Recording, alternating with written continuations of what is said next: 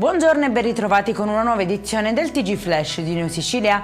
In apertura è stato trovato senza vita nelle campagne di Castiglione di Sicilia, avvolto in lenzuola e sacchi di plastica, il 66enne Giuseppe Florio. Il corpo presenterebbe segni di una violenta aggressione tra colpi alla testa e ferite d'arma da taglio. Poco distante è stata rinvenuta anche l'auto della vittima, completamente bruciata. Sull'omicidio indagano i carabinieri, al momento nessuna pista è esclusa. Dramma a Caccamo nel Palermitano, dove un agricoltore di 70 anni ha perso la vita schiacciato dal trattore mentre lavorava nelle campagne. A lanciare l'allarme è stato il fratello, che ha trovato il mezzo ribaltato e il cadavere. Indagini in corso per chiarire la dinamica dell'incidente. Sequestro da oltre 1 milione di euro a Caltanissetta nell'ambito della lotta alla mafia. Nel mirino imprese, immobili, terreni, veicoli e disponibilità finanziarie riconducibili a soggetti legati al clan San Filippo.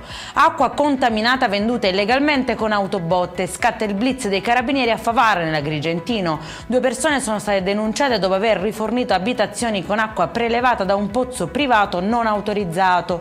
Le analisi hanno rilevato la presenza di batteri fecali, rendendola pericolosa per la salute. Sequestrati pozzi e autobotte utilizzati per la distribuzione.